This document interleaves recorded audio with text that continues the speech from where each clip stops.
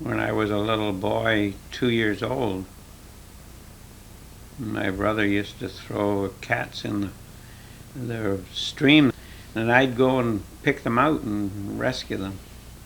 And then he'd throw them back in again, and then I'd rescue them.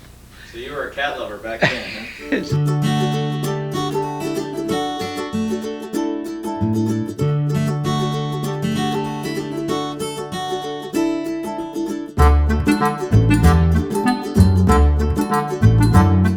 So tell me, Dad, what was it like growing up in Grand Forks? What was your earliest recollection? Oh, my earliest recollection was way before that, in Drumheller, which is Badlands now. We were pretty independent. We were allowed to do what we wanted. He was always running away. I didn't like to run away. But we have pictures that showed him at the gate. That's where he was heading out. So he was born in Drumheller, right? And you were born? In Edmonton. Yeah, my dad was up in marking papers in Edmonton. And we used to drive up in this old car, 25 Chev, I think, and in the mud, slithering, and those are stories all their own. Spending nights out in the road because we knew we couldn't get through the mud ahead of us. And so you were going from where to where? Well, we were going from the Crow's Nest Pass, or our Drumheller, up to Edmonton. And how far was it? A couple of 100 miles. Wow, so that'd take you a few days. Yeah, we used to stay at Sylvan Lake a lot. My brother was playing the violin in those days, and he used to go in violin competitions, and he always won them. So which is close to Edmonton, and it's now a very posh summer resort.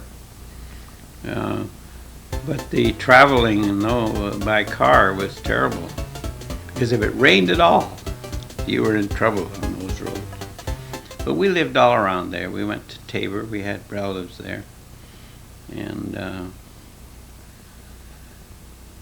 there was Waterton Lakes Park we used to go to, Pincher Creek, where the Mounties were trained, and not too much in Calgary. But Edmonton was the place to go. But Dad used to mark papers in the. This is when we were in the Crow's Nest Pass. He was a teacher at. So you were living there. Hillcrest. Your mom was living there. Yeah. With them. Yeah. And but he finally, after 4 years, he lost that job and went to. He got a job in BC, in Enderby, and Mother taught school in Passburg, which is not a non-existent town now, in the Crow's Nest Pass. That went on for a couple of years. Dad would come down at Christmas time, would bring a big box of fruit, which would be left on the train station, and there was no station though. It was just a train or tracks. And we'd go down and carry them home, because you couldn't, there was nobody to transport anything. You were living in a place where you did everything yourself. We lived in this little house, rented a room, one room with a bathroom. Oh no, the toilet was outside. We used to go and get our own water. And I remember these big straps we'd put across our shoulders as kids. I was only 5. We had to walk 3.5 miles to school. And Mother was the teacher. She taught 8 grades in that school. She was from Alberta and had graduated the highest in her class as a teacher in the normal school in Edmonton. But and she then also taught in the wilds of Alberta for a while. But she also taught violin and piano. Well, not in Hillcrest. No. She was just but she did a lot of things. And she walked too with you? well, we'd go first, and she'd come after, but she would have to open the school up in the winter time. You'd be walking through deep snow, and we had to go across this field where there were big bulls, and so as kids we didn't like that very much. We used to go up around the hills high up where actually the bulls were tied up, so there wasn't much danger, but they were prize bulls in that area. And but she'd have to start a fire every day, and then get ready for the school to function. Yeah. So I went there when I was 5. My brother was 6, but I was went to school. I wasn't eligible for school yet, but Mother couldn't leave me home.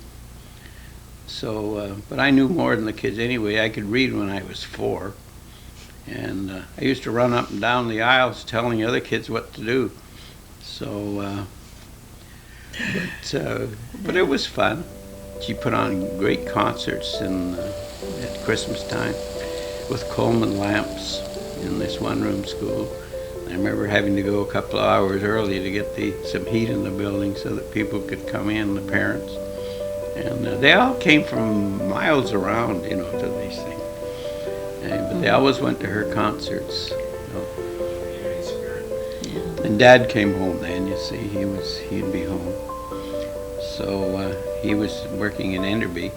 So then he got a job in Grand Forks, and we drove I think we still had this 25 Chevrolet. We were playing in festivals at that time too, playing the violin in festivals in Blairmore, and which was about 5 or 10 miles away.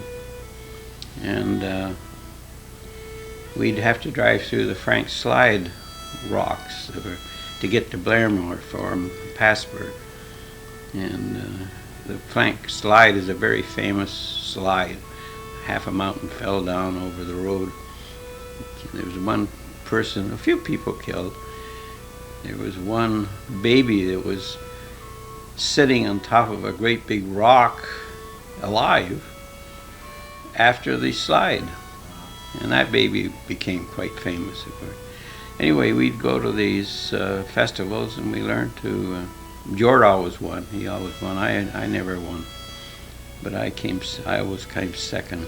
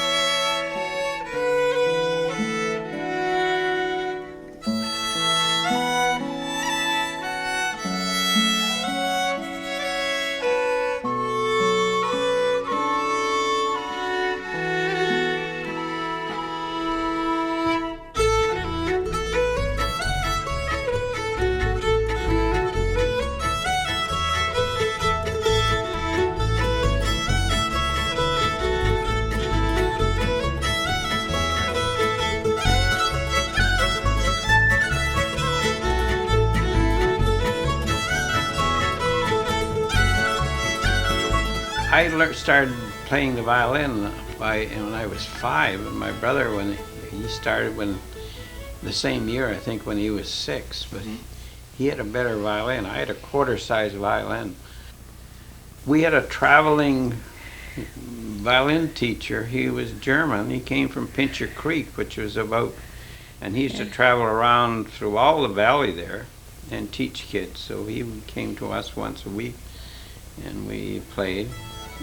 This traveling fellow that taught us the violin was named Mr. Mosier. We took lessons from Mrs. Omany. Pretty good violinist, actually, but she did nothing but teach violin. And this is a little town of 2,500 people. When we went to Grand Forks, we always took lessons. And I took lessons for 8 years. George took lessons forever. Anyway, that was our first experience with festivals. And then we moved to Grand Forks, and old were you when you moved to Grand Forks? I was 8. I was in grade 4. By that time, I had gone into the same grade as my brother. We were going to school in Hillcrest, where my dad was the principal. And he, I guess it was in Grand Forks that they shoved me up. No, that's not true. It was in grade 1. I knew everything in grade 1. The teacher refused to teach me anything anymore. So she said, you'll have to go up to grade 2. Well, George was there. And there was a lot of discussion about that, whether I should move up to the same grade as him. But anyway, they finally all agreed, and I moved up. And that was great, actually. We got along pretty well. We'd learn to fish, to swim, Not do as you were told.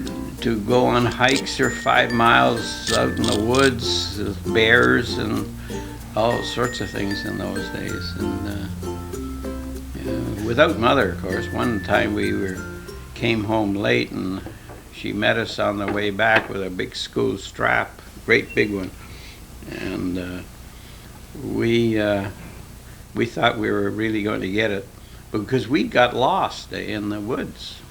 I was 5, George was 6, and this other guy that was with us was 8. So he knew a lot about the woods. And we stayed away from the bears. We saw bears. But we were in this valley, and we were running around in the trees, and finally we worked our way out. Came home about 9 o'clock at night. So Mother was waiting for us with this big strap. But she was so glad to see us that she never used it, you see. She was... So anyway, but we were more or less on our own, and we're allowed to do what we wanted and go where we wanted, even at 5 years old. No parents around. Nobody to tell us what to do. We learned to skate, fish. Well, we'd take bent pins and make hooks for catch the fish. We never caught any. I never caught any anyway. The little hill that we lived on, that I thought was quite a hill, was quite small actually. We had a little house there. My grandfather built it, and it was a little 4-room house. And With an outhouse? With an outhouse, and which the townspeople would push over the hill every Halloween. Yeah. And my dad would be around with an axe outside to stop them. He was only a little guy, 5'1", but he was full of dynamite, I guess. But the big fight that he had there was with the communists. Everybody was a communist. All the miners were communists from Britain, England. And they wanted him to circulate a communist newspaper through the school, and he refused. And I can remember this big secretary of the school board, a great big 6-foot guy, coming into our house one time and having a big argument about circulating this newspaper. And my dad said no, and finally he chased him out of the house with an axe. He got rid of, well, that was, I think he lasted 1 more year there, and then this guy got him out. So that was in Hillcrest. So then we went to Grand Forks. And to get there, we had to drive over 2 passes, 2 mountain passes. There's no other way to, and pack up our piano. You had to make your own piano box, get it to the train some way, and anything that you wanted to send had to go on the train, and you had to look after it yourself. There were no transport trucks. But I can remember this road going over those mountains. There was often washed out in places where you would just, and you'd go along and there'd be a stream going across the road and you'd have to go over it, and there'd be this big bump. And you always carried water with you, because the cars in those days, if you went up a hill, they started to steam. So you'd lose your water and you had to pour more in, like give it a chance. But we got there anyway. We got to Grand Forks, and Dad was always a very adventuresome driver, and he'd go anywhere actually. He went to the market to learn how to be a butcher, yeah. one day his dad came to him and said, how would you like to go to school and be a teacher? So he sent him to Walsall in Wales. So he went and became a teacher, and immediately came over to Canada as an exchange teacher when he got his certificate. And that's what started us all out. So he was he almost got sent down on the Lusitania. Really? He was due for that boat, but something happened. He didn't go on it. But didn't you have school chums that you used to? Oh, you said sure. You used to do Oh, the school was fine. It was down the hollow just below us, say. And I used to go down the hill on a kiddie car. Instead of a sleigh. We didn't have enough money to get a sleigh. Well, our little public school, when I first went, that was in grades 1, of course. Yeah. I wouldn't go out to play because I was always a little afraid of things.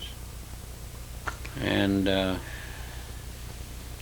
even though I could do so much even then, but the teacher didn't like that. She said, you have to go out to play. So the only time I ever got a strap in school was he strapped me for not going out and playing with the kids at recess. We always had recess in those days.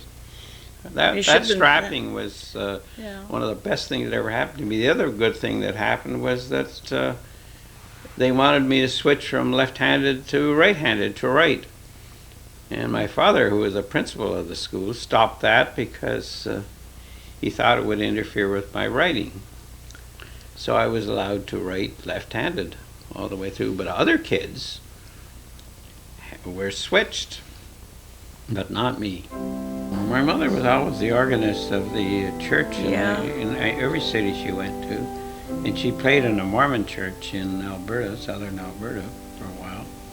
She played in Catholic churches, United churches, but she was a Presbyterian, and her father and mother were Presbyterians from Guelph, Ontario. They spoke Gaelic. I always went to Presbyterian churches, but Mother was always the United Church, and Dad too. Dad was a Methodist. Yeah. Both sang, and they were always the leaders of the choir, or he was the lead singer. Grand Forks was always hot in the summer. It never went below 95 peak for 3 months. And it was dry. But when we weren't in traveling to Victoria and so on, which made us a little different than the rest of the people in the town, we swam in the rivers. We spent all our time, every day we went and walked 4 or 5 miles to the swimming hole, and we swam in this river. Yeah. So we had to learn to swim ourselves. But until we could swim, we were considered to be nobody in the town. And then we learned to swim, and we used to go coon hunting and take this watermelon from the Doukhobors. We lived with the Doukhobors who were around there. They had all the farms. Now, what were they? And they're Russian immigrants, white Russian immigrants that lived as a group. My dad always taught the Doukhobors more than he taught the others because he wanted them to learn. He said the good students will learn by themselves, but the poor students will need help. So he used to help the poor students, and he worked for them every night after school for as long as I can remember, 13 years. Wrote books for them. Gave special classes. He had one fellow who was 21. He was 6'6", big, tall, thin fellow. He had quit school when he was 12, and he wanted to go back and get his high school. And my dad taught him personally every subject for 2 years, and he got a scholarship to go to UBC. And he became an electrical engineer and head of the West Kootenai, and finally the head of the West Kootenai Power and Light Company. And every Christmas he sent my dad a Christmas card and invited him to come up to see him for a holiday. My dad never went. He said it was just part of his job. But he was one of a number of people that he took on under his own wing to teach to that would never have got their degrees or gotten anywhere. But 50% of all his students went to university and took degrees. Yeah, I worked at the smelter on the labor gang for 3 years, actually, 3 summers. Total time was a year and a half. Did every kind of job. We'd have to walk up these 500 steps to the smelter every day. Took a lunch with us, with a lunch bucket. And I started there when I was 17. I was not supposed to work there until I was 18. But somehow we got beyond that rule. First job I had was was breaking cement and digging out cement in a thaw shed underneath a... Did your on the dad road. know that's what you were going to do? No, they didn't think of that. They didn't know what we did, really. So I had a month off there because one of the trains, the flat cars, ran over my thumb, so that gave me, and I got blood poisoning. There were no antibiotics. You were treated with alcohol and and hot peroxide. compresses to remove Yeah. infections in those days. So when I went back, I was shoveling concentrated ore, That's awful. and I didn't like it very much. And I told the foreman, I said, couldn't you give this job to somebody else? He says, no, if you don't do it, somebody will have to do it. You better do it. And I was shoveling tons of this concentrated every day. But we were students, and we took what we could get on the labor gang. It was the only job available in BC as far as we were concerned. And we had a good life, there's no doubt about that.